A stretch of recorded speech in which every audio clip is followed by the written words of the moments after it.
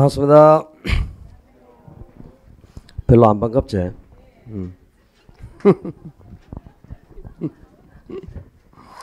코로나도 자꾸 확진자가 나오고 하니까 이제 코로나도 이제 주의 단계에서 심각 단계로 변했죠.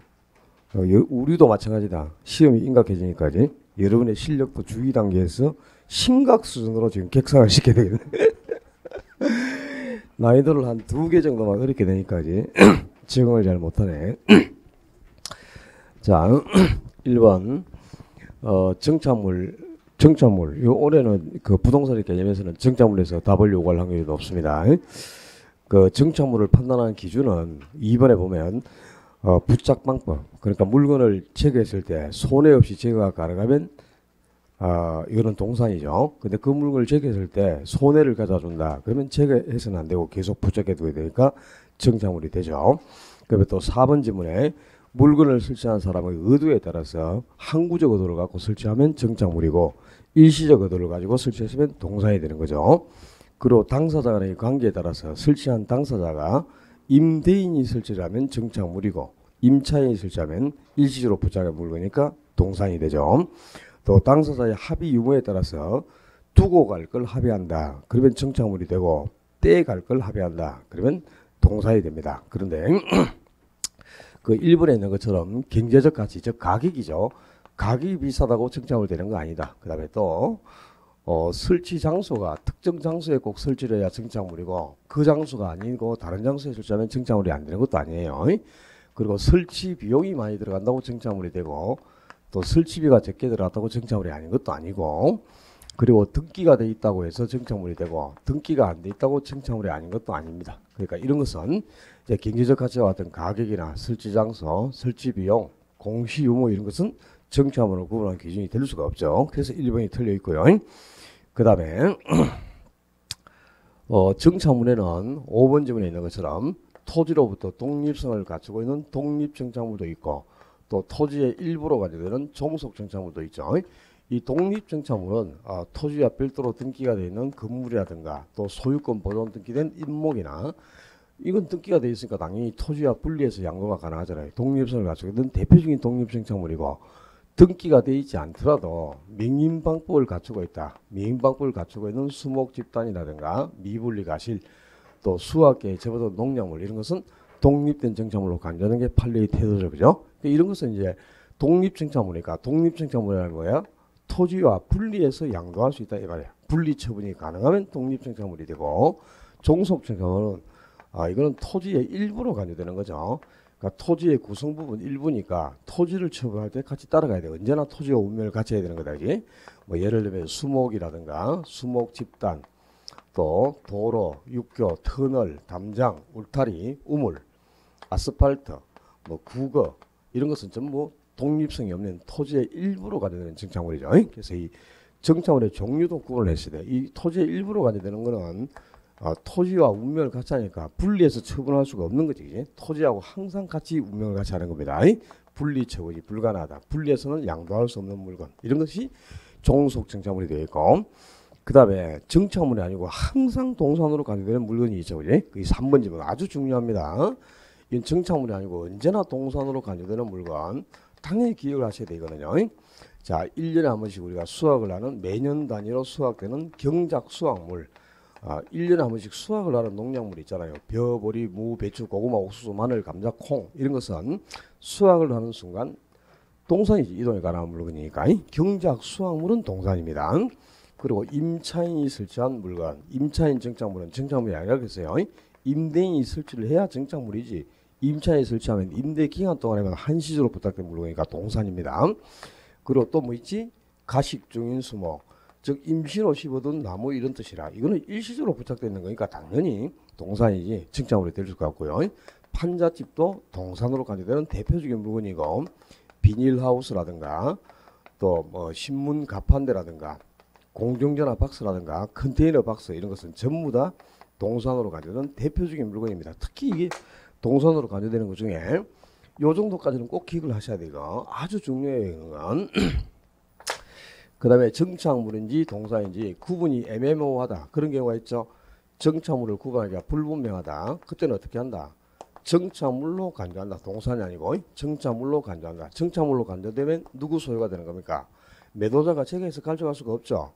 계속 부착돼 있어야 되는 물건이니까 고로 매수인 소유가 된다. 자, 여기까지 해서 이 정착물에 대해서 올해 정착물에서 답을 요구할 확률이 높아요. 부동산의 개념은.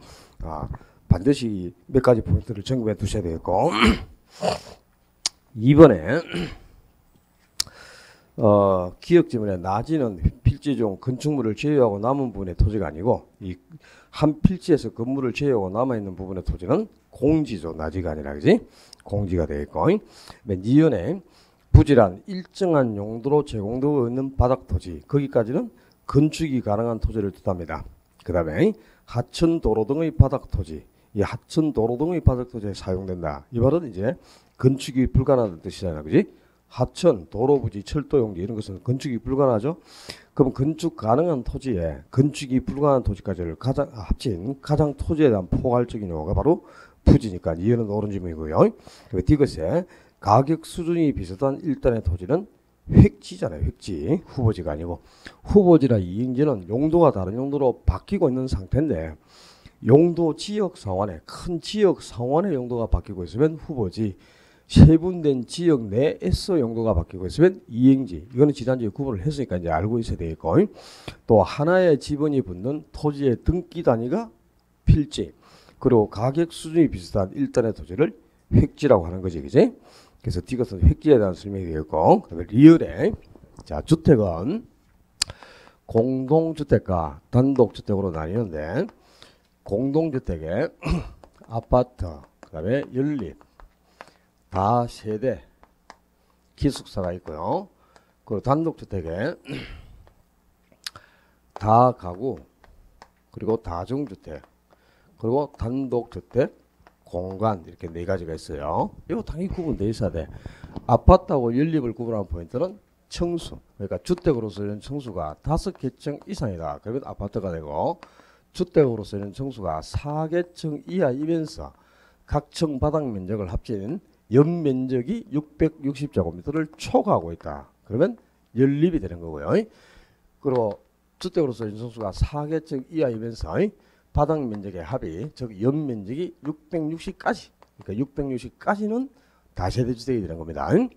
다가구 주택은 주택으로서 인성수가 3개층 이하이고 역시 바닥 면적이 660제곱미터 이하이고 여기 한 개 더 세대수가 19세대 이하인 주택. 그래서 세대수의 제한을 받고 있다. 그러면 더 다가구 주택이 되고 다중주택은 역시 주택으로서 인수수가 3개층 이하예요. 그리고 바닥 면적의 합이 역시 660제곱미터 이하입니다. 여기까지는 똑같잖아. 다가구하고 다중이. 근데 세대수의 제한을 받느냐 받지 않느냐 거기에 따라서 다가구인지 다중을 구분하셔야 돼요. 특히 이 다중주택은 작년까지 이게 연면적이 330이었는데 올해 660으로 바뀌었으니까 이거 아주 중요한 포인트입니다. 기억을 해놔야 됩니다.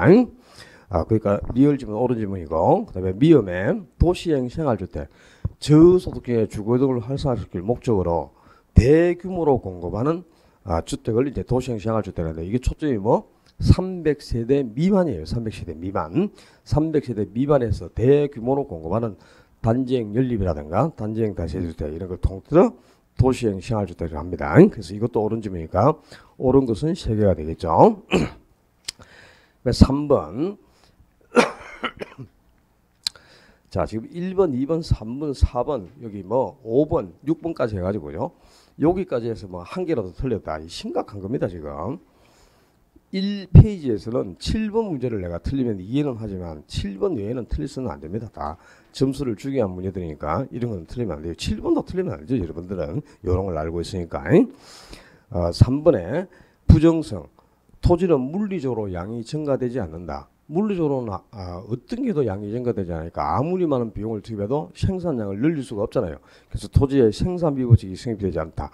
그래서 생산비 법칙이 성립되지 않으니까 우리가 생산 비용에 따라서 가격을 평가하는 방식이 뭐야? 원가 방식이죠. 그래서 토지는 생산비라는 개념이 없어요. 그럼 여기서 또 확장해가지고 토지에는 생산비 법칙이 성립되지 않기 때문에 원가 방식으로는 가격을 평가할 수 없다.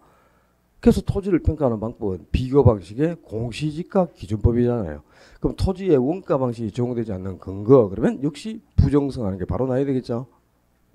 부정성이 생산유격이 성립되지 않게 하고 또 원가 방식이 성립되지 않게 한다. 그리고 부정성 양이 증가될 수 없으니까 갈수록 토지가 부족해지고 귀해지잖아, 그지? 토지의 희소성을 증가시킨다. 희소성이 증가하니까 귀한 물건일수록 수요자가 서로 가지려고 한다니까. 그래서 공급자 경쟁이 아니고 수요자 경쟁을 야기시킨다. 그게 1번이 옳은 지문이고, 그 다음에 또 부정성 그러면 가장 부정성에서 시험에 많이 나오는 지문이 뭡니까? 5번 지문에 있는 것처럼 집가 상승을 야기시키는 원인이 되니까 도시에 있는 토지는 어떻게? 토지의 면적은 적게 그리고 자본을 많이 투입해서 집약적으로 이용하자 말이에요. 조방적 이용이 아니고 토지 이용을 집약화시키는 원인이 바로 부정성이죠. 가장 많이 나오는 지문이거든요. 토지 이용을 집약화시킨다. 부정성에서 가장 많이 나오는 용어가 집약적 이용입니다. 그리고 또 토지 공개념 제도의 도입 근거가 된다. 그지? 토지 부족 문제의 근본 원인이 된다. 물리적으로 공급을 불가하게 만드니까 물리적 공급성이 수직성이 되게, 즉 완전 비탄력적이 되게 한다. 이런 원인이 부정성이에요. 가장 많이 나오는 특성이 바로 부정성이나 영속성 이런 것 아닙니까? 그다음에 이번에 토지도 용도 면에서 보면은 완전한 대체 관계가 성립할 수 있다. 완전한 대체 관계 어떻게 성립합니까? 토지는 개별성이라는 특성 때문에 절대 물리적으로는 대체가 성립하지 않습니다. 토지의 물리적 대체를 불가능하게 만든다. 물리적인 관점에서는 절대 대체를 시킬 수가 없어요. 어떤 특성으로? 전부 다르니까 개별성 때문에, 그지? 그러나 용도적으로 보면은 용도 면에서는 어느 정도는 대체가 가능해요. 개별성 때문에 물리적으로는 대체가 불가능하지만 용도적인 측면에서는 어느 정도까지는 대체는 가능해집니다. 그건 어떤 특성이 있었어? 용도적으로는 어느 정도는 대체가 가능하다. 어떤 특성으로?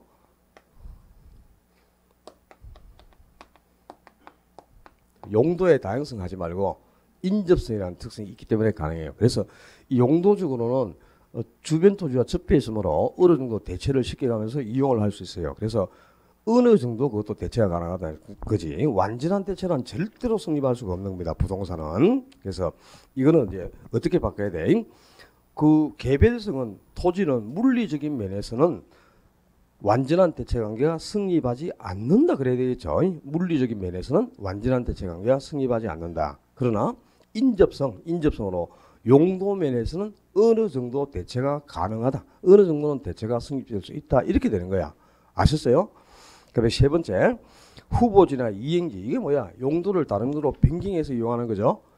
이런 걸 이제 이행 또는 전환이라 하잖아요. 그러니까 후보지를 전환 중인 토지, 이행지를 이행 중인 토지. 이렇게 이행이나 전환을 통해서 용도를 다른 용도로 변경해서 이용하는 걸 뭐라 그러지? 용도를 다른 용도로 변경해서 이용하는 걸 뭐라 그러냐고. 그 특수한 용도의 다양성이고, 이런 이용을 바로 창조적 이용이라 한단 말이야. 창조적 이용. 이게 용도를 변경해서 이용하는 것, 이걸 창조적 이용이라고. 용도가 변경돼서 이용되면 그 양만큼은 경제적 공급이 증가하게 되죠. 그래서 토지의 창조적 이용을 가능하게 하고 경제적 공급도 가능하게 한다. 또 체유효 이용의 판단 근거가 된다. 그리고 적지론의 근거가 된다. 또 가격 다원설의 근거를 정해준다. 비가역성을 야기시키는 원인이 된다. 이런 것들은 전부 용도에 대해서 비롯된 성격이죠. 그래서 파생 특징이 이제 용도에 대해서 파생되는 특징이지. 병합 분할 가능성하고 이게 무슨 성격이 있냐 이게. 병합 분할이 뭐고? 주위 토지를 합쳐서 이용한다. 병합. 규모가 크면 나눠서 이용한다. 쪼개서. 그게 분할 아닙니까? 그지? 합병이나 분할이 가능한 성격을 병합 분할 가능성이라는 거고요. 3번은 바로 용도에 대해서 비롯되는 성격이 되었고, 이건 지난주에도 냈다 문제를. 4번에 이 4번 찍으면 안 되는 것이, 자, 여러분들이 진짜 그 용어를 몰라. 토지의 자연적 특성을 대표하는 게 뭐죠?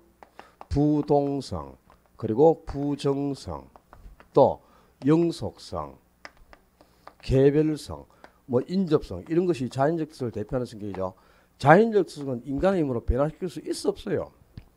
원래부터 토지가 가지고 있는 성격이니까 절대로 인간의 힘으로 변화시킬 수 없다 이 말이야. 근데 인문적 특성은 인간의 힘으로 변화시킬 수 있는 거죠.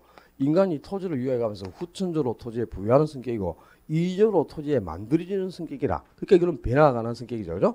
여기에 이제 용도의 다양성이라든가, 그리고 또 병합분할 가능성, 분합성, 병합분할 가능성이라든가, 위치의 가변성, 이런 성격이 있지 않습니까? 근데 인문적 특성은 인간의 힘으로 변화시킬 수 있다 이 말이야. 그럼 변화가 안 되는 성격이 자연적 특성이죠. 그럼 자연적 특성은 반드시 변화되지 않으니까 무슨 용어가 나와야 되지? 물리적이라는 용어가 나와야 되는 거. 물리적. 이 물리적이란 말이 변화되지 않는다. 원래부터 가지고 있는 성격이니까 인간의 힘으로는 변화시킬 수 없다 이런 뜻이에요. 그리고 변화가 가능한 성격은 뭐야? 용도적 또는 경제적이란 말이야 이게. 인문적 특성에서는 경제적 또는 용도적 측면 요 말이 나와야지. 이게 변화가 가능한 뜻이라. 그럼 영속성이 뭡니까? 토지는 물리적으로는 절대로 소모되지 않으니까 토지에 물리적 측면에 강가가 생기지 않는다. 이게 영속성이라. 어떻게 경제적 측면에 강가가 왜 안 생겨 토지에? 응? 물리적 강가 요인, 여러분이 지금 강가 요인도 몰라. 자, 강가는 물리적 강가, 기능적 강가, 그리고 경제적 강가 세 가지가 있어요. 이 물리적 강가가 왜 발생하는 겁니까? 시간 경과로 인해서 자연적으로 발생하는 강가를 뜻해. 시간 경과로 인한 노후화라든가 마모라든가 훼손 이런 시간 경과로 자연 작용에 따라서 발생하는 강가를 물리적 강가. 기능적 강가는 부동산 자체 내부에 성능 저하나 능률 저하로 인해서 기능적 결함이 나타나서 발생하는 강가. 예를 들면 설계 불량이라든가 과소 설비, 과잉 설비, 뭐 형식의 구식가, 또 건물과 부지가 적응하지 못할 때 생기는 강가. 이렇게 기능적 결함으로 인한 기능적 강가고, 기능적 강가는 왜 발생하는 거죠? 외부 요인에 어울리지 않아서 발생하는 강가 아닙니까? 그지? 그럼 이게 영속성이라는 건 뭐야? 토지는 물리적으로 아무리 오랜 시간이 흘러도 결코 마모되거나 소모되지 않는다. 그게 영속성이죠. 자, 여기에 토지가 지금 상인동 1번지에 100평 토지가 있다고 가정해보자. 근데 이 토지를 10년, 100년, 1000년을 이용한다고 이게 소모가 생겨서 100평이 10평으로 줄어듭니까? 늘 100평 그대로 있죠. 그럼 시간 경과라는 강가는 생긴다 안 생긴다? 발생하지 않아요. 아무리 오랜 시간이 흘러도 마모되거나 소모되지 않잖아요. 그런 성격이 뭐지? 그게 영속성이라고. 그러니까 토지는 시간 경과로 인한 물리적 강가는 발생하지 않아요. 그죠? 그게 바로 영속성 때문이야. 경제적 강가가 아니고. 토지도 기능적 강가나 경제적 강가는 발생합니다. 자, 이 토지가 100년 전부터 계속 농지로 이용을 해왔어. 처음에 농지로 이용할 때 100년 전에는요, 비옥도가 높아서 쌀이 100가마가 산출됐단 말이야. 근데 100년 동안 계속 농지로 이용했더니 지금은 쌀이 10가마밖에 나오지 않는다. 강가가 생겼죠. 100가마 산출되던 게 10가마밖에 안 나오면 강가가 생겼잖아. 이게 무슨 강가야? 성능 저하나 능률 저하로 인한 강가잖아요. 그게 바로 기능적 결함이란 말이야. 기능적 강가가 생긴 거죠. 또 지금 현재 이 토지가 주거지로 이용되고 있어. 주거지로. 근데 옆에 쓰레기 매립장에 입지를 했어. 그러면 외부 요인 때문에 나쁜 영향을 받아서 가치가 하락하죠. 이게 무슨 강가고? 경제적 강가. 그래서 토지에 기능적 강가나 경제적 강가는 얼마든지 발생합니다. 영속성은 토지에 물리적 강가가 발생하지 않게 한다. 그래야 돼요. 경제적 강가가 아니고 경제적이나 용도적이라는 말은 변화가 가능하다는 뜻이니까 강가도 생길 수 있고 양도 증가될 수 있고. 그러니까 부정성이 뭐야?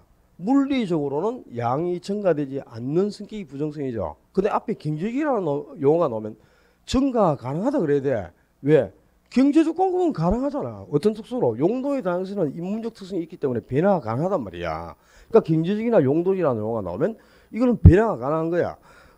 개별성 때문에 토지는 뭐? 대체가 안 된다. 대체를 시킬 수 없다는 게 변화가 안 된다는 거죠. 전부 다르니까 똑같이 대체를 시킬 수가 없어. 동질적인 상품이 없으니까. 그게 개별성이라는 자연적 성이 있기 때문이잖아요. 근데 용도적으로 어느 정도 또 대체가 가능해지지만 이거는 이제 비교를 해야죠. 항상. 언제나 이 용어 자체가 우리 자연적 성에서는 물리적이라는 용어 외에 다른 용어를 쓰면 안 돼. 경제적이나 용도적이라는 용어는 당연히 이거는 인문적 특성에서 나와야 될 용어지 자연적 특성에서 경제적 또는 용도적이라는 용어가 나오면 안 되고요. 그다음에 부정성은 조방적 이용이 아니고 집약적 이용을 필연화시킨다 그래야 되죠. 지금 이게 4번 문제도 이게 실제 난이도로 보면은 난이도 한 학급 정도라고 봐야죠. 이게 뭐 중급도 안 됩니다. 이거는 학급이지. 이게 1번에 일정 기간이 지나야 측정이 가능하면 유랑, 일정 시점에서 측정이 가능하면 저랑. 그러니까 뭐 지대, 이거는 지대, 신규 공급, 순용소득 이거는 반드시 기간이 지나야 측정이 가능하잖아요. 그지? 근데 지가라든가 인구, 재고량, 뭐 국가의부, 국부, 외환 보유고 이런 것은 일정 시점에서 다 파악이 가능하잖아요. 이런 것은 전부 저랑 개념이죠. 그 다음에 생산 요소를 수요하면 파생적 수요, 간접 수요가 되고 생산물인 최종 소비재를 수요하면 직접 수요, 보론적 수요가 되죠. 근데 토지는 이 주택지, 토지는 생산 요소로 제공이 되잖아요. 그러니까 토지에 대한 수요는 파생 수요고, 그지? 그다음에 주택은 우리가 직접 비용을 투입해서 생산해내는 물건, 최종 소비자 아닙니까? 그래서 주택에 대한 수요가 직접 수요, 보론적 수요가 되죠.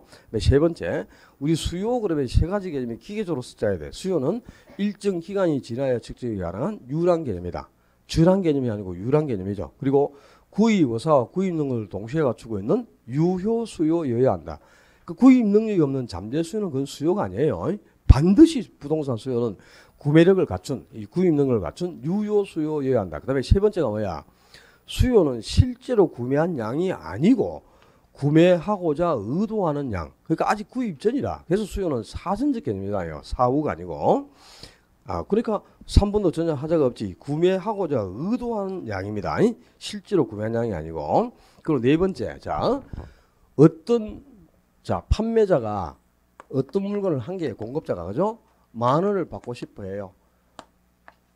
요 10,000원이 이제 공급자가 받고자 하는 가격이죠. 공급자 가격이고. 그리고 이 10,000원에서 30개를 팔고자 한다면 이 30개가 주어진 가격에서 팔고자 하는 공급량이 되겠지.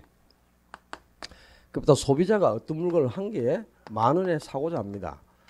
그럼 이 10,000원이 이제 소비자가 지불하고자 하는 수요자 가격이 되겠고, 10,000원일 때, 그지? 50개까지를 구매하고자 한다. 그럼 이 50개가 주어진 가격에서 구매하고자 하는 수요량이 되겠지. 자, 잘 들어야 돼. 수요량이나 공급량은 모두 최대 수량이에요. 그러니까 이 공급량도 주어진 가격이 10,000원이라면 10,000원이라는 가격에서는 나는 최대한 30개까지는 기꺼이 판매할 의사가 있다는 뜻입니다. 그러니까 공급량도 주어진 가격 수에서 최대한 판매할 의사를 갖고 있는 최대 수량이다. 최소가 아니고. 그리고 수요량도 역시 마찬가지. 어떤 물건이 한 개에 10,000원이라면 나는 10,000원이라는 가격에서는 기꺼이 50개까지는 구매할 의사가 있다. 그러니까 수요량도 주어진 가격 수에서 기꺼이 구매할 의사를 갖고 있는 최대 수량을 뜻한단 말이야. 그러니까 양은 전부, 그죠? 최소가 아니고 최대 수량을 뜻합니다. 수요량이나 공급량 모두. 근데 가격이 이제 다른 의미를 가지죠. 수요자가 지불하고자 하는 가격. 어떤 물건이 한 개에 10,000원이다. 그럼 소비자들은, 그죠? 나는 최대한 기꺼이 10,000원을 지불하고 구입하겠다. 그러나 10,000원을 초과해서는 사지 않겠다. 그러니까 가격이 10,000원이라면 이 10,000원이라는 가격은 기꺼이 지불할 의사를 갖고 있는 최고 가격을 뜻해. 최고 가격. 수요자가 지불하자는 가격은 최고 가격입니다. 근데 공급자가 받고자 하는 가격, 이 공급자 가격은 그런 게 아니지. 왜 공급자가 어떤 물건을 한 개에 10,000원을 받고 싶어 해요? 그 물건을 생산하는데 생산 비용이 이 정도는 들어갔으니까 최소 10,000원은 받아야 본전이다, 이런 뜻이라. 그러니까 공급자가 받고자 하는 가격은 생산 비용을 고려해서 받고자 하는 최저 가격을 뜻합니다. 최저 또는 최소 가격을 뜻한다, 이 말이야. 그러니까 이 가격이 이제 다른 의미를 가지잖아요. 수요자가 지불하는 가격은 최고 가격, 공급자가 받고자 하는 가격은 생산 비용을 고려한 최소 가격, 최저 가격을 뜻합니다. 그러니까 4번도 전혀 하자가 없어요. 그 다음에 5번에 왜 이런 지문을 못 찍어내? 수요량의 변화와 수요의 변화가 뭐예요? 수요량의 변화는 변화 원인이 뭐고? 딱 한 개밖에 없다. 수요량의 변화를 가져오는 요인은 뭐야?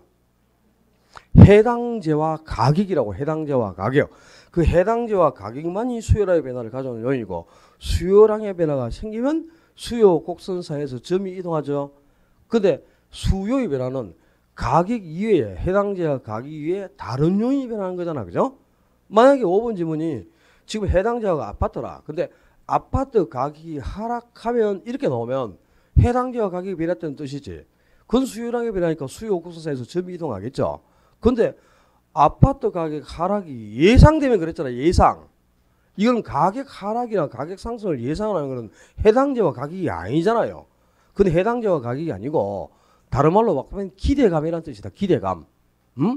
기대감은 해당재와 가격이 아닌 다른 요인이잖아. 그럼 이거는 수요량의 변화가 아니고 수요의 변화고, 수요의 변화가 생길 때는 곡선 자체가 이동을 하는 거지. 곡선사에서 점이 이동하는 게 아니고. 그죠? 그러니까 이게 옳은 질문이 되려면 앞에 예상이라는 말이 빠져야 돼. 그냥 아파트 가격이 하락하면 이렇게 고쳐야 돼. 아파트 가격이 하락하면 이건 수요량의 변화로 동일한 수요 곡선상에서 점이 하향으로 이동합니다. 그때 아파트 가격 하락 예상이나 가격 상승 예상은 기대감이라는 뜻이라. 이건 가격 외에 다른 요인이다. 그럼 이거는 수요의 변화로 수요 곡선 자체가 이동한다 그래야지. 기출문제 안 풀었습니까? 뭐 언제나 안 풀어서 모르나 뭐 안 들어서 모르나 그죠? 들어도 잊어버리니까 모르지 그지? 내가 니처럼 어찌 다 아노 그지? 그 말이지. 이해는 한다마는 지금 5번 지문 같은 경우는 우리 시험에 몇 번 등장한 기출 지문이기 때문에 이미 해결점을 갖추고 있어야 됩니다. 이런 것은 내가 자꾸 막 여러분을 다 같이니까 기분 나쁘겠지만 틀려서 기분 나쁘고 욕먹어서 기분 나쁘고 뭐지? 그 공부란 게 그래요. 뭐하러 했노? 그럼 공부 시작하지 말지. 그죠? 자, 5번에 시장 공급량이 공급량 QS가 2P래. 그래 수요량 QD는 600-P에서 900-P로 변했습니다. QD가. 그래서 이제 균형 가격이 얼마만큼 변화되느냐. 그런데 지금 요 문제를 이걸 뭐 제가 이게 설명을 하기 위해서 저는 쓰지만 그래요. 이걸 보면서 바로 풀어야 되잖아요. 2P하고 600-P를 일치시켜서 P 한번 구하고 그 다음에 또 수요량만 이렇게 변했으니까 변화된 수요량과 2P를 일치시켜서 P 한번 두고 하면 되잖아. 예? 그럼 이거 부호를 양수로 바꿔야 되니까 P가 이전하면 3P가 되네. 그럼 3P가 600이니까 고로 P는 200이네요. 그 다음에 이번에는 이제 900-P하고 2P가 일치해야 되니까 마이너스 P 부호가 의미분을 달고 있어야 안 되니까 양수로 바꾸면 이전시키면 되지. 그럼 마이너스 P가 이전하면서 플러스로 바뀌었으니까 3P가 이번에는 900이라는 뜻이니까 고로 P가 300이네. 그럼 200에서 300으로 배웠으니까 100 상승. 이건 뭐 발가락에 볼펜을 꽂고도 풀어야지. 이걸 뭐 지금 설명하고 할 게 뭐 있노? 쳐다보면서 바로 풀어야죠. 지금 적고 자시고 할 것도 없어. 뭐 계산기 때릴 게 있나 뭐가 있노 거기에. 응? 점수를 주기 위해 가지고 난이도 하학급 수준이 돼야 됩니다. 지금 이 5번 문제 같은 경우는 6번 문제 틀린 분들 아주 잘 들어야 돼요. 자, 수요 곡선을 좌측으로 이동시키는 요인인 그랬는데 자, 수요량의 변화는 수요 곡선상에서 점이 이동하는 거죠. 수요량의 변화는 곡선상에서 점이 이동하는 거니까 곡선이 이동하는 게 아니잖아요. 그죠? 수요의 변화는 곡선 자체가 오른쪽이나 왼쪽으로 이동하는 거죠. 그 구분하고 있습니까?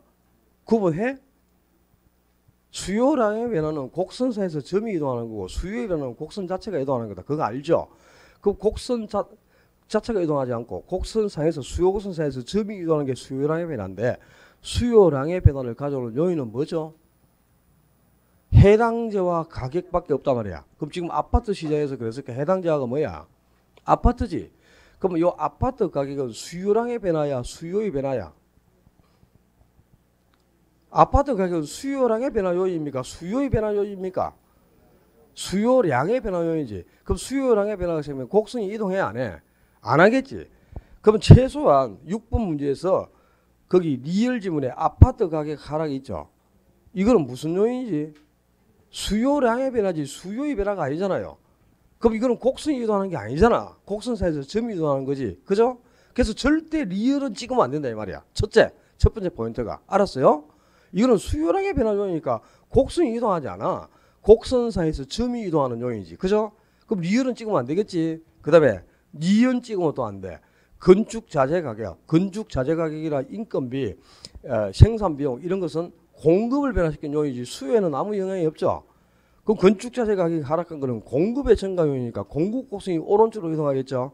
그죠? 그러고 이제 나머지 보자. 기억에 소득이 증가하는 것은 무슨 요인?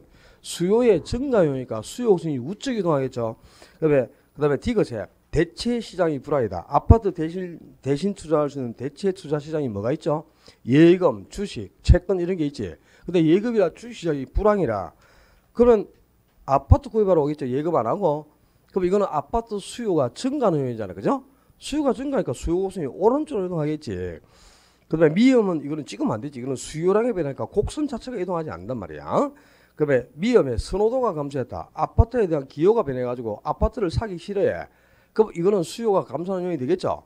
그러니까 수요 곡선이 좌측에 이동하니까 미음은 일단 오른 지문이죠. 그다음에 비음 대체주택 가격이 하락해서 자 대체제는 가격과 수요가 무슨 방향? 동일방. 얼마나 많이 했노? 대체제 D것으로 시작하니까 가격과 수요가 동일 방향 해서 동일 방향이니까 D것 이렇게 외웠잖아 지금. 왜 보완제 비읍으로 시작하니까 가격과 수요가 무슨 방향? 비읍으로 시작하니까 가격하고 수요가 반대 방향. 그렇게 해서 외웠지. 그럼 대체제는 지금 봐라.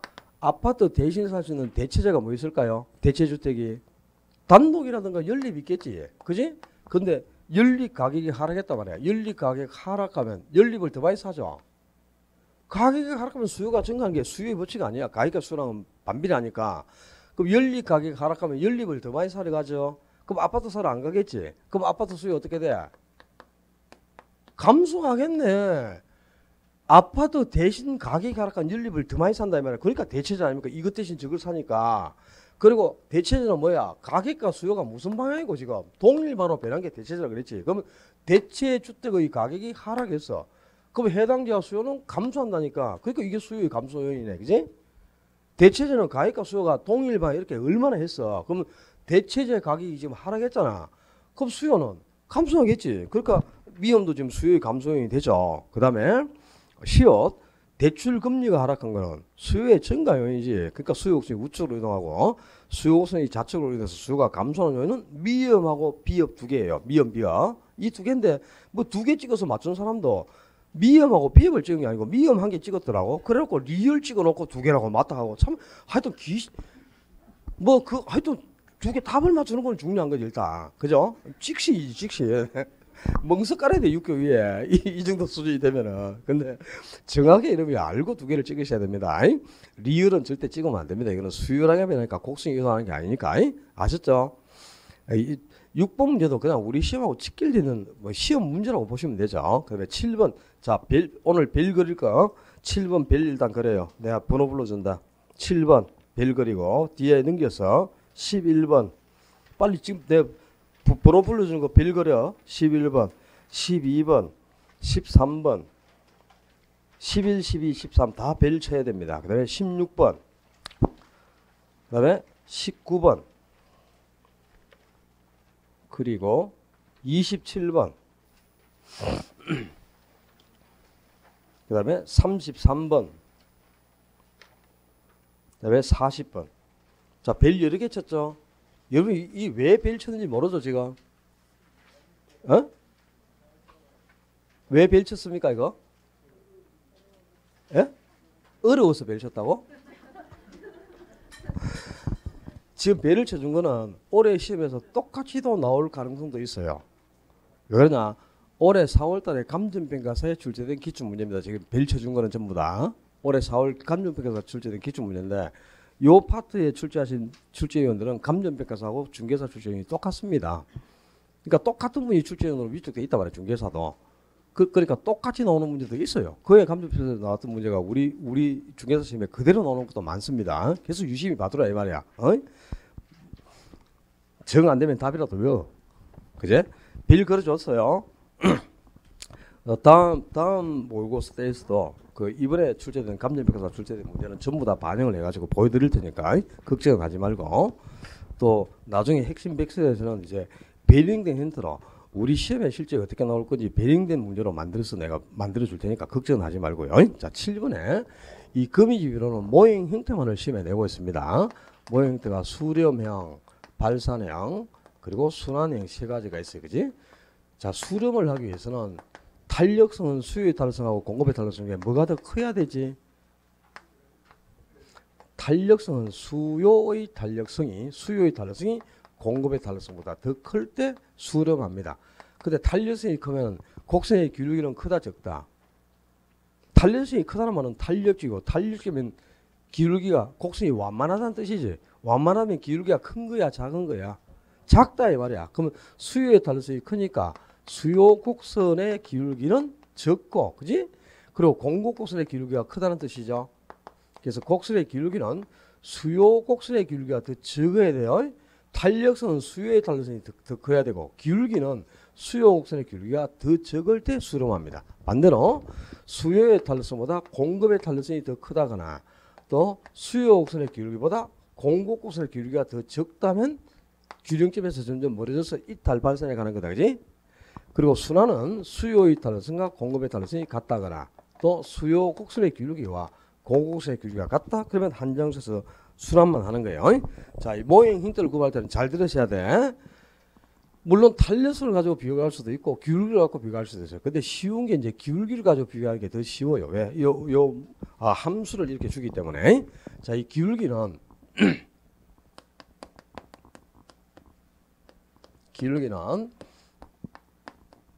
P 앞에 숫자가 분모하고 Q 앞에 숫자를 분자에 대입하면 그게 바로 기울기입니다. 수요량 QD로 시작되는 게 수요함수고 QS로 시작되는 게 공급함수죠. 그죠? 그럼 수요함수에서는 Q 앞에 있는 숫자를 따서 분자에, P 앞에 있는 숫자를 따서 분모에 대입하면 돼. 그러면 QS에서는 그죠? 공급함수에서도 역시 P 앞에 있는 숫자를 따서 분모에 대입하고 Q 앞에 있는 숫자를 따서 분자에 대입하면 된다. 그렇게 해서 기울기를 갖고 비교를 한단 말이야. 자, 먼저 A 시장 봐요. A 시장은 지금 수요 곡선의 기울기를 보자. 수요함수는 뭐라 그랬어? 지금 200-P라고 했죠. 수요량이. 그럼 P 앞에 숫자가 얼마고? 1. Q 앞에 숫자도 얼마? 1. 그럼 수요 곡선의 기울기는 1이라는 뜻이지. 근데 공급 곡선의 기울기를 봐. 공급함수. 공급량 QS는 10 플러스 2분의 1P라. 그럼 P 앞에 숫자가 얼마고? 2분의 1이니까 0.5죠. 0.5고. 그 다음에 Q 앞에 숫자는 뭐야? 1이지. 그럼 0.5분의 1이니까 이거는 얼마 기울기가? 2죠. 그럼 수요 곡선의 기울기가 공급 곡선의 기울기가 더 적죠. 요게 기울기라고 요 크기가 요 앞에 있는 숫자를 딴 게 기울기야. 그럼 수요 곡선의 기울기가 더 적으니까 이거는 뭐? 수렴이란 말이야. A는.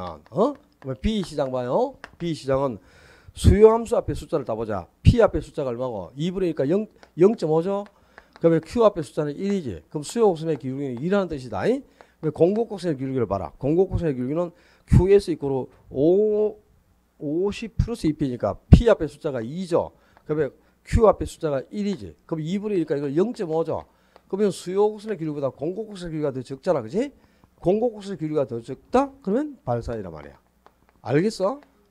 그러니까 P 앞, Q 앞에 있는 숫자를 따가지고 이 숫자만 비교하는 거예요. 이 숫자가 수요 함수 앞에 있는 숫자가 공급 함수 앞에 있는 숫자보다 더 적잖아요. 그러면 이게 수렴이다. 수요 곡선의 기울기가 적다는 뜻이니까. 공급 곡선의 기울기가 더 적으면 발산 이렇게 되겠죠. 모형 형태를 구분한 거 이거 외에는 안 나와요. 구미집이라는. 그러니까 이거 뭐 아주 간단하게 이거는 풀어야 될 문제야. 함수는 뭐 배능식하고 자식할 것도 없어 이거. 그냥 P, Q, P분의 Q 해가지고 숫자만 따가지고 비교하면 됩니다. 요런 알았지? 쉽게 가르치면 좀 풀어라 이제. 그지? 그다음에 8번에 경기변동 국민에서 옳은 것은 몇 개냐 그랬는데, 자, 기억 부동산계는 우경사 비대칭이라 자경사 비대칭이라. 우경사 비대칭이죠. 근데 왜 우경사 비대칭입니까? 자, 경기가 회복될 때는 아주 느리게 스스히 느리게 회복된단 말이야. 그리고 경기가 후퇴할 때는 너무나 빠르게 휙 후퇴를 해버려. 회복이 느리게 진행되고 후퇴가 빠르니까 정점을 기초로 딱 나누면 오른쪽으로 경사가 지는 거야. 그래서 우경사 비대칭이 되는 거지. 만약에 기억 지문처럼 회복이 빠르고 후퇴가 느리게 진행되죠. 그럼 정점을 기초로 나누면 좌경사 비대칭이 되는 거다. 좌경사 비대칭. 회복이 느리고 후퇴가 빠르기 때문에 우경사 비대칭이 되는 거야. 그러니까 느리고 빠르다가 어디가 바뀐지 알겠나 이거? 에? 그 다음에 부동산기는 회복, 그리고 상향, 후퇴, 하향 4개의 순환 국면이 반복되는데요. 니은지음처럼 회복시장의 과거 사례가 회복하고 상향은 가격이 상승하는 국면이고 후퇴하고 하향은 가격이 하락하는 국면이죠. 자, 이 회복하고 상향처럼 가격이 상승하는 단계, 가격이 상승하는 단계에서는 과거 사례가 뭐가 된다? 하한선이 되는 거야. 하한선. 그리고 후퇴하고 하향처럼 가격이 하락하는 국면, 가격이 하락하는 국면에서 과거에 그래 된 사례가 그냥 상한선이 된다. 그래서 상승 단계에서는 하한선이고 하락 단계에서는 상한선이 된다. 이렇게 해서 엇박자로 했잖아. 너는 상행선, 나는 하행선 이렇게. 그 기억 안 나요? 이런 것도 좀 기억을 해봐. 그리고 가격이 상승할 때는 매수자가 맞나 매도자가 맞나? 전부 사고자 한다니까. 사두면 가격 오르니까. 그러니까 매수자는 많으나 매도자가 귀하잖아요. 그래서 가격이 이렇게 상승하는 국면에서는 매도자를 중시하는 쪽으로 부동산 활동을 하는 거야. 근데 가격이 하락하는 시기가 되면 전부 손실을 줄이기 위해서 팔고자만 하니까 매도자는 많으나 매수자가 귀하잖아요. 그죠? 그런 매수자를 중시하는 쪽으로 부동산 활동을 하지 않습니까? 이걸 이제 구분하고 계셔야지 당연히. 자, 그러면 니은은 옳은 지문이죠. 가격이 상승하는 국면이니까 회복은 과거 사례가 하한선이 되겠죠. 그다음에 D가 하향시장은 부동산 정보자 쪽에서는 누구 중시?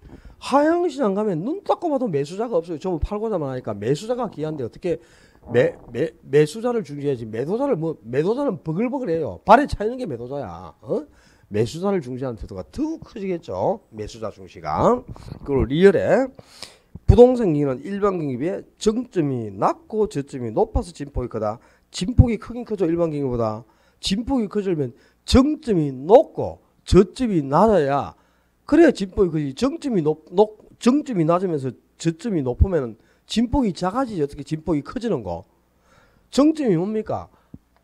정점. 일반 경기의 정점하고 저점. 최고점이 정점이고 최저점이 저점이죠. 이 정점하고 저점을 연결하는 폭이 뭐야? 진폭이죠. 요게 일반 경기의 진폭이다. 이게 일반 경기의 진폭이라면 부동산 경기는 일반 경기보다 주기가 대략 2배 정도 길죠. 주기가 2배 길고 정점이 더 높은 데 있고 저점이 더 낮아요. 그래서 이 부동산 경기를 그림으로 그리면 요게 일반 경기라면 부동산 경기는 요런 모양을 보입니다. 이렇게 주기도 대략 2배 길어. 주기가 대략 2배. 그리고 정점이 더 높고 저점이 낮아. 그러니까 정점하고 저점을 연결하는 폭이 요 노란 게 부동산 경기의 진폭이면 흰색이 일반기의 진폭이니까 일반기보다 부동기가 진폭이 월등히 커진다 이 말이야. 정점이 높고 저점이 낮아서 진폭이 커지는 거지. 정점이 낮으면서 저점이 높으면 진폭이 작아지지 어떻게 커지는 거죠. 이런 게 뭐가 높고 낮은지를 몰라가지고 또 그것도 맞다고 찍고 있고 그지.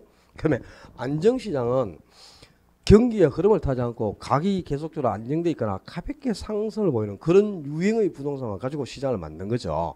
그러니까 경기가 불안할 때는 불안기가 되면은 다른 부동산은 계속 가격이 떨어져요.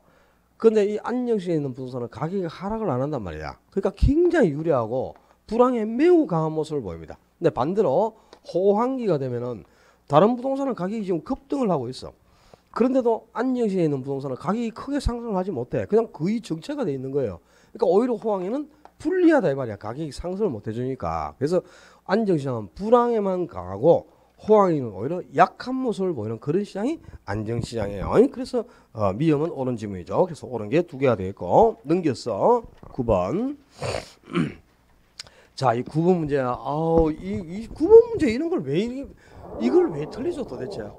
정말 참 자, 지금 이게 내 9번 딱 틀린 거 보고 진짜 이 주의 수준이 아니고 그죠? 심각 단계로 경계주의보를 발휘해야 돼. 자, 수요만 증가하거나 수요만 감소할 때 수요만 변하는 경우가 있고 또 공급만 증가하거나 공급만 감소하는 경우가 있죠. 이렇게 수요만 변할 때는 수요만 변하는 경우에는 균형각이나 균형이 어떻게 변하지? 전부 수요 반응과 동일하단 말이야. 그러니까 수요만 증가하면 가격 상승 양도 증가하잖아요. 또 수요만 감소하면 가격 하락하고 양도 감소한다. 이게 모릅니까 지금? 그러면 공급만 변할 때는 가격하고 양 중에서 공급만 변하는 경우는 균형량만 공급방향과 같은 방향으로 가고 가격은 반대로 움직이잖아요. 그러니까 공급이 증가하면 양은 증가하지만 가격은 반대로 하락하겠지. 공급이 감소하면 양 감소하고 가격은 상승하겠죠. 그죠? 요거 모르고 있어 지금 이걸. 이거 3번을 찍고 내가 의의가 없어가지고 자 1번에 지금 수요가 감소했다. 수요만 감소하면 가격 하락 양 감소하겠네. 그러면 2번에 공급만 증가했다. 공급만 증가하면 가격은 반대니까 상승하죠. 양 증가하죠. 그지? 가격 상승 양 증가하네. 그다음에 3번에 수요 증가가 공급 증가보다 크다 그랬다. 뭐가 크노 지금? 수요의 증가가 공급의 증가보다 크다 그래서 수요 증가가 더 큰 거잖아요. 그럼 이게 뭐가 더 크다면 하고 나오면 뭐하고 같다? 큰 쪽과 같다 그랬잖아. 큰 쪽과. 그럼 수요가 증가한 경우가 같단 말이야. 수요만 증가한 경우. 그럼 수요만 증가하면 가격 상승 양 증가해야지. 뭐 어디가 틀려서 그게. 그러면 4번에 공급 감소가 수요 감소보다 커. 그럼 수요가 감소했고 공급도 감소했으면 뭐가 크다고? 공급 감소가. 그럼 공급이 감소한 경우가 같단 말이야. 큰 쪽과 같다. 그럼 공급만 감소하면 어떻게 돼? 가격은 상승하고 거래량은 감소하겠죠. 그지? 균형 가격은 상승하고 거래량은 감소합니다. 가격이 하락하는 게 아니고. 그러면 5번은 지난주에 또 그 다 했잖아. 동시에 변한 경우. 자, 수요 감소와 공급 감소가 동시에 생겼다. 그럼 수요도 감소, 공급도 감소했는데 이 수요와 공급이 동일하게 변할 때, 이 동시에 변할 때 이게 수요하고 공급의 방향이 동일하죠. 그럼 뭐 중요한 거야? 동일 방향은. 양동. 반대하면 가수를 중요할 거 아니야. 그럼 양동이니까 양은 동일 방향으로 수요 공급이 변하는 동일 방향으로 반드시 감소한단 말이야. 그리고 가격은 알 수 없는 거잖아. 그지? 균형 가격 알 수 없고 거래량은 반드시 감소합니다. 이게 지금 이걸 틀려서 될 문제입니까? 여러분 틀린 분들 한번 스스로 이제 좀 반성 좀 하고 해. 자꾸 오늘 내가 막 이런 거 틀린 거 보면 아침 먹은 게 소화가 안 돼. 그 다음에 10번에 수요의 가격 탄력성. 수요의 가격 탄력성은 가격의 변화율에 대한 수요량의 변화율인데 참 답답합니다. 이런 것도. 가격 변화율은 뭐죠? 원래 가격에서 가격 변동분이 얼마가 생기는가를 뜻하는 거지. 원래 가격에서 가격이 변화된 정도. 수요량의 변화율은 원래 수요량에서 수요량이 얼마나 변화가 생기느냐. 원래 수요에서 수요량이 변화된 정도를 수요량의 변화율이라고 하는데 지금 가격 탄력성이 1.5라 그랬단 말이야. 그지? 근데 원래 가격이 얼마고? 1억이잖아. 1억. 1억 원에서 8천만 원으로 하락을 했어요. 그럼 변동분이 가격 변동분이 얼마라? 2천만 원만큼 변해서 그 가격이 1억에서 2천만 원만큼 하락을 했으니까 몇 프로? 20% 가격이 하락했단 말이야. 그지? 이 20% 계산이 안 됩니까 이거? 그럼 이제 수요량은 원래 얼마? 5,000제곱미터에서 몇 제곱미터만큼 변화가 됐냐? 그럼 탄력성이 1.5니까 요 분자는 몇 프로만큼이 어떻게 돼야 돼? 자, 가격이 하락하면 수요량은 증가합니까? 감소합니까? 수요의 법칙은 가격과 수요량이 반비례하죠. 그럼 반비례하니까 가격이 하락했으니까 수요량은 증가하겠지. 그제? 증가해야 되는데 요 분자는 몇 프로만큼 증가해야 돼? 분자는 분모 곱하기 값이니까 20 곱하기 1.5하면 30% 수요량이 증가해야 될 거 아니야. 그지? 30 나누기 20을 해야 1.5가 되겠네. 그럼 가격이 20% 변하면 수요량이 30% 변해야 탄력성이 1.5가 될 거 아니야. 그러면 원래 5,000제곱미터에서 30%만큼이 증가했단 말이야. 그러면 증가분이 얼마고? 5,000 곱하기 30%니까 1,500이네. 1,500. 이게 왜 계산돼? 어떻게 하면 뭐 2,000이 계산되고 3,000이 또 어떻게 나오나 이거. 좀 계산해 갖고 알아내. 2천만 원, 3천만 원 줄게. 희한하지 진짜. 지금 이 수요 탄력성이 아주 기본적인 이런 계산 문제를 못 풀어가지고 뭐 이걸 뭐 도대체가 속에 불이 나서. 그 다음에 가슴이 아파온다. 자, 버지에서의 동심의 이론은 중심 업무 지역인 소도시의 한 개의 핵을 기점으로 도시가 5개의 동심원상으로 확대되면서 성장한다. 그걸 동심의 이론을 하죠. 그럼 1지구, 2지구, 3지구, 4지구, 5지구로 동심원상으로 확대되면서 성장한다. 근데 요 1지구가 뭐죠? 중심 업무 지역. 그지? 2지구가 뭐죠? 전위 지역. 전위 지역 또는 점이지대. 1지구 중심 업무 지역은 상업지구를 의미하고 점이지대는 설릉가를 뜻하잖아. 그지? 도시 한복판에 빈민들이 집단적으로 거주하는 설릉가가 바로 전위지대, 점이지대입니다. 3지구가 저소득층 주거지역. 그리고 4지구가 고소득층 주거지역. 그리고 5지구가 통근지역이잖아. 그지? 외웠잖아. 중전, 전은, 고통스러워. 이렇게 외웠잖아. 순서를. 그럼 점이지대가 중심 업무 지역 바로 옆에 위치하는 이유가 뭐야? 이 빈민들이 지금 도심이 있어요. 이 동심의 이런 도심에 가까울수록 누가 저속해 입지를 하잖아요. 그지?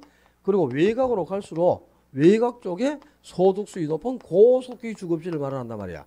근데 도심의 저속기 왜 주급지를 마련합니까? 고용기가 많고 일자리를 쉽게 얻어서 생활 터전이 바로 이 도심에 입지하고 있기 때문에 중심지구 바로 옆에 점이지대인 저속기 입지를 하고 있죠. 빈민들이. 그죠? 근데 점이지대가 중심지역에 가까이 2지구에 위치하고 있다. 이게 무슨 이론이고 이거야? 버제스의 동심은 이론이잖아. 이게 선행 이론이 아니고 선행 이론이 뭐 선자가 뭔데 선자가 선형 부채 선자를 쓴 거니까 도시가 성장할 때 부채꼴 모양을 이루면서 성장하죠. 그러니까 왜 부채꼴 모양을 이루죠? 그 이유가 교통축을 따라 성장하기 때문이잖아. 그지? 그래서 중심 지역이 있으면 도로라든가 철도가 생기면서 교통축, 교통노선이 이렇게 생겨난단 말이야. 근데 이 교통노선을 따라서 도시가 원을 약간 변해야 모양으로 성장 발달하는데 이 교통축을 따라 성장하다 보니까 부채를 착필지 모양과 닮았다고 해서 크게 착안해서 부채 선자를 쓴 거잖아요. 근데 여기에는 이 교통축이 번화가고 도심부고 접근성이 가장 양호한 지역인데 여기 누가 입지합니까? 고소득층이 입지를 하잖아요. 그리고 저소득층은 고소득층이 반대편에 입지를 하면서 주거분리가 전개되는 거잖아요. 이걸 설명하고 있는 게 선행이론이죠. 중심 업무 지역 옆에 점이지대가 위치하고 있다는 걸 설명하고 있는 건 선행이론이 아니고 선행이론은 점이지대라는 게 여기 어디 있노? 점이지대가 지금 점이지대 설릉가는 중심 업무 지역 옆에 위치한다. 이거는 동심원에서 나오는 건 아니잖아. 선행이론이 아니고 이게 선행이론인지 동심의 이론인지 그죠? 자, 이 올해 이 감정평가서 출제된 기출문제인데 11번 문제는 이번에 그대로 등장할 확률은 없습니다. 이 문제는 또 이 출제하는 출제위원이 매년 냅니다. 매년 도시공간 구조론을 감정평가서 시험도 계속 내고 중개사 시험에서도 매년 내고 있어요. 잘 봐도 그러니까 이거는 선행이론이 아니고 3번은 동심원 이론으로 고쳐야 되겠죠. 그 다음에 특히 5번에 해리스와 울만이 주장한 다핵심 이론은 왜 도시에서 핵이 한 개의 핵이 아니고 여러 개의 핵으로 분화하는가. 다핵이 성립하는 이유가 중요해요. 동종 활동 간에는 집적 이익을 추구한다. 서로 모여서 이익을 추구해가. 근데 서로 다른 활동, 이종 활동 간에는 이해가 상반되니까 흩어져. 분산 입지한단 말이야. 그 분산 입지를 뭐라고 표현하죠? 입지의 비양립성 이렇게 표현하는 거야. 근데 집적 이익 추구하고 입지의 비양립성이 서로 위치가 바뀌면 안 돼요. 동종 활동 간에는 집적 이익 추구를 해야 돼. 분산 입지가 아니고 서로 다른 활동 간의 분산 입지에서 입지의 비양립성 때문에 흩어져서 입지하니까 핵이 여러 개로 파생이 되는 겁니다. 이게 서로 바뀌면 안 됩니다. 이유가. 그 다음에 특히 또 동심으로 인해서는 도심에 누가 입지한다? 저소득층이 고용기회가 많은 도심에 입지를 해. 근데 선행이론에서는 도심에 누가 입지? 고속기 입지한다니까 저 차이점을 알아라고. 동심의 이론은 도심부에 저속기 입지한단 말이야. 근데 선행이론은 여기가 도심이야. 가장 번화가인 심장부입니다. 그게 고속기 입지를 하고 있잖아. 요걸 서로 반대로 내는 거죠. 이 시험 포인트가 딱 정해져 있단 말이야. 자, 그리고 12번에 자, 요 정보가치 계산하는 거. 올해 나올 확률 98.67% 무조건 알아야 돼. 자, 1년 후에, 그죠? 1년 후에, 도시계획 시설에 따라 도로가 개설될 수 있고 안 될 수도 있어. 개설되면 2억 7,500만원, 개설이 안 되면 9,350만원이 되는데, 개설될 확률이 몇 프로라 그랬어요? 60%라 그랬죠? 그럼 여기서 중요한 게, 개설될 확률이 60%면, 개설이 안 될 확률은 40%가 되겠죠? 요걸 잘 봅니다. 그 다음에, 1년 후라 그래서 1년 후. 그리고 요구 수익률은 대부분 10%를 줍니다. 이게 10%가 나올 수도 있고 20%가 나올 수도 있어요. 근데 정보 가치는 원래 확실한 상태의 현재 가치에서 불확실한 상태의 현재 가치를 뺀 값이라. 근데 그렇게 하면 계산 구조가 복잡하고 여러 번을 구해야 되니까 오늘 아주 쉽게 그게 해설해 놨죠. 강력 추점 배려 해놨지. 강력 추점 배려. 이 정보 가치를 아주 쉽게 구하는 요령 따라 해본단 말이야. 자, 오늘 계산기 다 갖고 왔지? 계산을 쓰면서 따라하면, 자, 봐요. 큰 금액이 얼마고? 2억 7,500이죠. 그대로 따라한다. 큰 금액에서 작은 금액을 뺀다. 9,350을. 그럼 차액이 나오겠죠. 여기에다가 중요한 게요. 요걸 꼭 빼야 돼요. 개발될 확률 아니고 개발 안 될 확률. 요걸 곱합니다. 개발될 확률이 아니고 개발이 안 될 확률. 그러니까 보통 시험은 개발될 확률을 준단 말이에요. 개발될 확률이 30%다. 그럼 개발 안 될 확률은 70%가 되죠. 이게 뭘 곱하라고? 70%를 곱해야 되는 거야. 알았죠? 이걸 곱해가지고 요 금액을 1 플러스 요구 수익률의 n승으로 나누는데 n승이 뭐야? 기간이죠. 기간은 대부분 1년이 나와요. 그럼 1승이죠? 그럼 요구 수익률이 10%가 나오면 요 분모가 뭐가 돼? 1.1이죠 이게. 그죠? 만약에 기간이 2년 후가 나온다. 그러면 요구 수익률이 10%고 2년 후면 1 플러스 0.1의 제곱이니까 2년 후 같으면 이게 분모가 1.1의 제곱이니까 1.21이 되겠죠. 여기 차이점이라. 근데 대부분 1년 후로 나오는데 2년 후가 나올 때도 있어요. 2년 후가 나온다면 요구 수익률이 10%고 2년 후면 1.1의 제곱이 되니까 1.21로 이걸 나눠줘야 되겠죠. 알겠나? 자, 계산기 갖고 왔죠? 따라해본다. 그대로 읽으면서 시험지를 읽으면서 따라하는 거야. 계산기 꺼내갖고 따라해봐. 딱 쳐봐요. 내가 하는 대로 쳐. 27500. 그러면 275까지만 치면 27500까지만 치면 단위가 만원으로 끝났다. 2억 7,500만원이다 이 말이야. 그지? 단위가 만이니까 빼기 9,350. 딱 쳐 빨리. 9,350. 그대로 쳐놓고 이거로 치지 마 그냥. 그대로 치고 곱하기 0.4 해야 되겠죠. 확률이 지금 개발될 확률이 60%면 개발 안 될 확률은 40%니까 0.4. 그리고 그대로 있어. 그리고 나누기. 그것을 바로 나누기 쳐 또. 나누기 뭐 하면 돼? 1.1 하면 되겠네. 그죠? 1년이고 10%니까. 그러면 6,600하고 바로 딱 나올걸? 됩니까? 계산기를 한번 더 써봐요. 자, 여러분이 직접 이렇게 해보니까 큰 금액에서 작은 금액 빼고 곱하기 개발 안 되는 확률. 그리고 나누기 그냥 10%고 1년이면 1.1이야 그냥 분모. 나누기 1.1. 오케이? 자, 한 번 더. 1년 후 개발될 수 있고 안 될 수 있다. 개발이 되면은 2,200만 원. 개발이 안 되면 1,100만 원이다. 개발될 확률이 10%다. 10%고 요구 수익률도 10%일 때 정보 가치를 구하시오. 자, 계산기 그대로 쓴다. 2,200 빼기 1,100. 빨리 해봐. 2,200 빼기 1,100. 그 다음에 곱하기 뭐 해야 돼? 개발될 확률이 10%면 개발 안 되는 확률은 90%가 0.9를 곱해야 되겠죠. 90%. 그죠?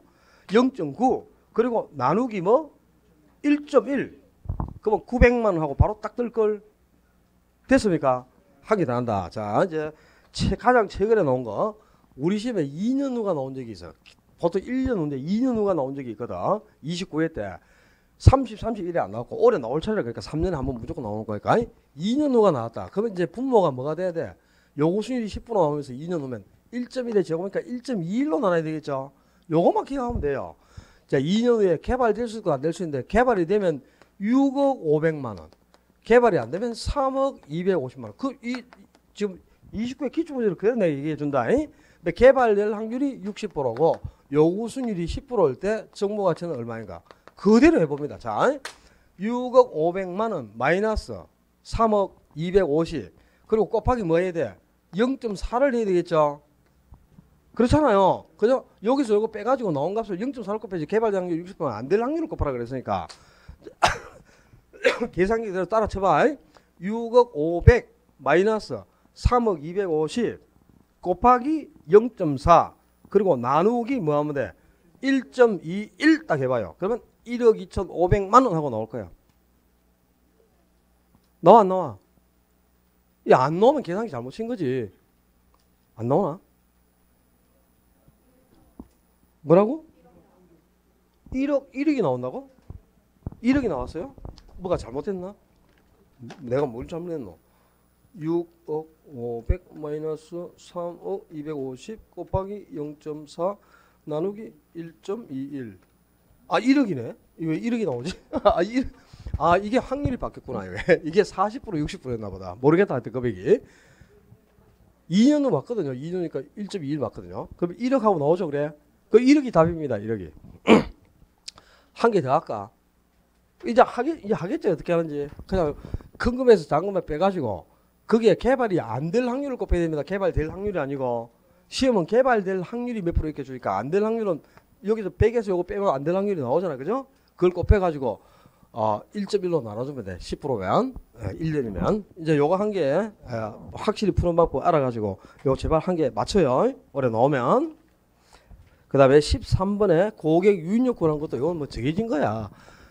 자, 시장 점유율, 허퍼나 레일리 모형에서 시장 점유율, 고객 유인력 같은 말이지. 요거는 어떻게 구해야 돼요? 점포가 나오면 점포의 민적, 매장의 민적이고 매장 크기죠. 매장 민적을 나눠야 되고 점포가 아니고 도시가 나오면 도시의 인구를 나눠야 되죠. 뭐로? 거리의 마찰 계수성으로 나눈다 이 말이야. 근데 대부분 이제 마찰 계수는 2죠. 특별히 마찰 계수를 주지 않으면 그냥 거리의 마찰 계수가 2니까 거리의 제곱으로 나누면 됩니다. 거리의 제곱으로. 그럼 지금 A 도시와 B 도시 사이에 C 도시가 있는데 C 도시에 있는 사람들은 전부 A B 도시에서 구매를 해요. 근데 A 도시로 몇 명이 구매하러 가고 몇 프로가 B 도시로 몇 프로가 구매하러 가는데 이 계산기를 그대로 써야 된다니까. 암상으로 안 되게끔 딱 소수점 넷째짜리 다섯째까지 계산을 해야 돼. 그럼 자, A 도시 인구가 몇 명이고 4만 5천이죠.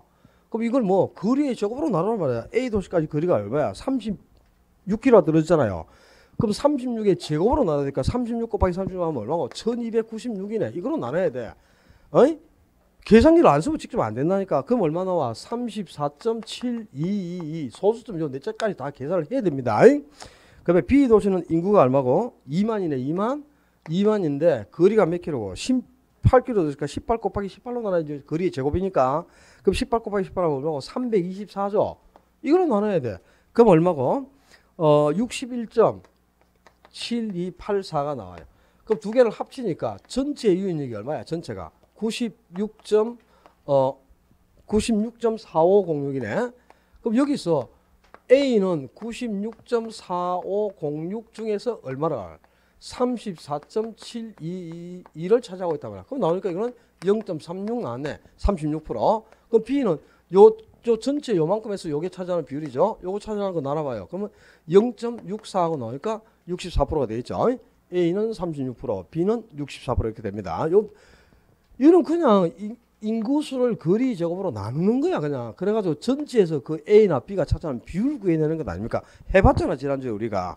그러니까 요 소수점이 뭐 넷째짜리 다섯짜리 나오면 반올림을 하지 말고 소수점 넷째짜리나 다섯짜리 정도에서 반올림해서 약분을 하면은 똑같이 이렇게 36, 64가 나올 거예요. 그다음에 14번에 공업입지, 이 공장부지 입지 요인은 시장지향인가 원료지향을 구분하는 거. 그게 이제 보통 시험 본이라고 봐야죠. 그제?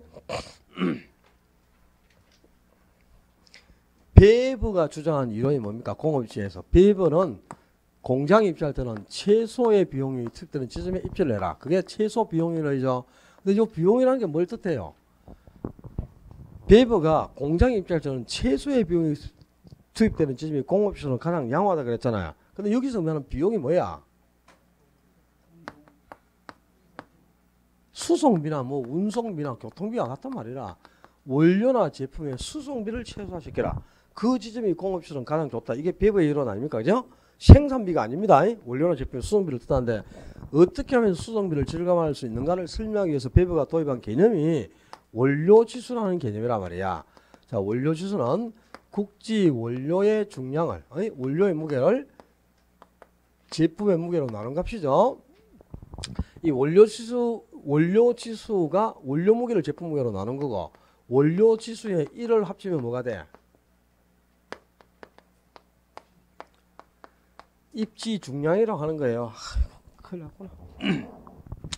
자, 이 원료지수의 개념을 가지고 배부가 원료 쪽에 입지할 때 운송비를 절감할 수 있다면 원료지향을 하고 반대로 생산 즉시 소비가 이루어지게 소비지인 시장 가까이 입지할 때 수송비를 절감할 수 있다면 시장 지향을 하라 하고 두 개를 구분했죠. 원료 지향과 시장 지향을 구분하는 게 제일 중요해요. 여기서 보통 답을 요구하는데 오늘은 여기서 답을 요구하지는 않았지만 그죠? 이걸 구분하는 게 가장 중요하단 말이야. 자, 원료 지향의 반대가 시장 지향, 시장 지향의 반대가 원료 지향이죠. 그럼 오늘 그 1, 2번 지문이 시장 지향을 냈으니까 이제 시장 지향을 가지고 한번 설명해 보자. 원료 지수가 1보다 적다. 원료수가 1보다 적으면 입지 중량은 당연히 2보다 적어지겠죠. 자, 봐라. 원료의 무게가 10kg라. 근데 제품의 무게가 20kg면 원료지수는 1보다 적은 값이 나오죠. 그럼 원료지수가 1보다 적으면 원료가 무거운 거야? 제품이 무거운 거야? 제품 중량이 더 크고 제품의 부피가 크단 말이야. 제품의 중량이나 부피가 크다? 그럼 제품이 부피가 크고 중량이 크면 제품을 실어 나르는 수송비가 원료를 실어 나르는 수송비보다 더 크게 지출되겠죠. 그럼 수송비를 절감하면 제품 싣고 다니면 안 되잖아요. 그럼 생산 즉시 바로 소비를 해야 되니까 시장가에 있어야 되겠지. 에? 제품의 중량이 원료 중량보다 크거나 제품 수송비가 원료 수송비보다 제품 수송비가 더 크게 지출된단 말이야. 그러면 수송비를 절감하면 시장가까지 가야지. 또 10kg 원료를 가지고 완제품을 만들면 제품의 무게가 늘어났어, 줄어들었어? 늘어났잖아, 제품의 무게가. 그지? 10kg짜리를 가지고 완제품을 만드니까 완제품의 무게가 20kg 늘었지. 무슨 말이야? 중량이 증가한다 이 말이에요. 중량 증가산업. 이게 제품이 무겁다는 뜻이니까 제품을 싣고 다니면 안 되잖아요. 그죠?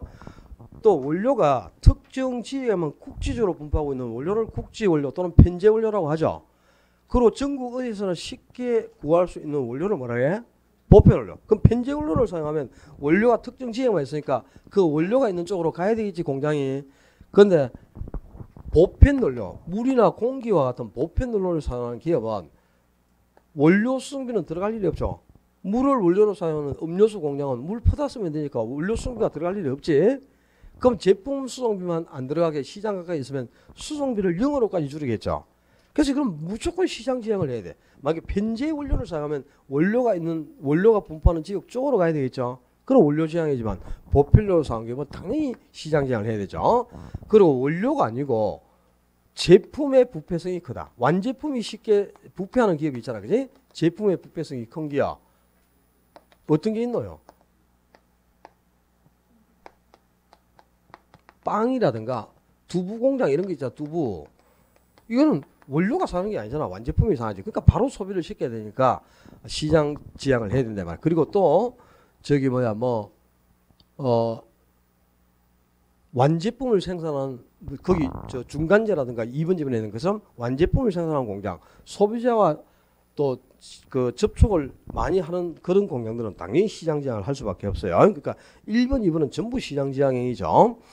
그 다음에 3번에 수송선이 바뀌는 지점이 있다. 예를 들어서 그죠? 우리가 뭐 제주도에서 원료를 실어 와가지고 주스를 만들어서 국내에서 소비를 시킨다. 그 원료를 싣고 올 때는 배라든가 뭐 비행기로 싣고 와.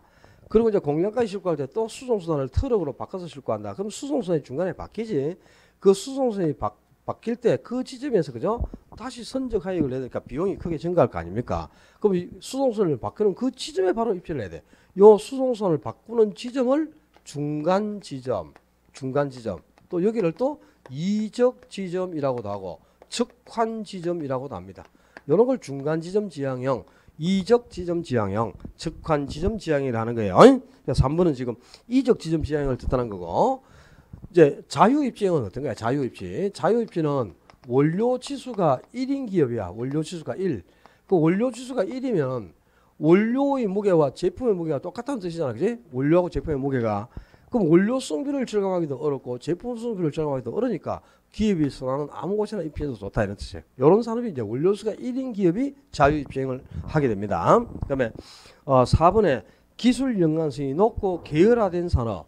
이거는 이제 서로 계열화되어 있고 기술 연관성이 높으니까 한 장소에 모여 있어야지. 그래야 기술이나 정보 이런 것들을 교환하면서 크게 비용을 절감한다. 이런 게 모여야 되니까 집적지향형이죠. 그죠? 집적지향형. 그리고 5번에 수송비가 미치는 영향보다 노동비, 인건비가 미치는 영향이 더 크니까 노동력이 풍부하고 임금이 싼 지역에 입지하는 산업, 노동력이 풍부하고 임금이 싼 저임금 지역에 입지하는 산업을 노동지향이라고 하는 거죠. 그죠? 이 공업입지도 유형들 구분하고 계셔야 돼요. 특히 이 원료 지향하고 시장 지향은 반대니까 시장 지향 한 개만 딱 정리하고 요거하고 전부 반대로 해석하면 돼. 원료 지수가 1보다 크다, 입지 중에 2보다 크다. 제품이 아니고 원료의 부피가 더 크거나 원료 수송비가 더 크게 지출된다. 중량이 증가하는 게 아니고 중량 감소 산업이라든가 또 보편 원료가 아니고 편제 원료를 사용하는 기업이라든가 제품이 아니고 원료의 부패성이 큰 기업이라든가 이런 것들은 다 원료 지향을 해야 되겠죠. 서로 반대로 해석하면 되니까 이 두 가지를 구분해서 정리한 게 아주 중요한 포인트예요. 자, 공업입지까지 하고 15번에 외부 효과 여기서부터 조금 쉬었다 합시다. 집안 지우고 고생했습니다.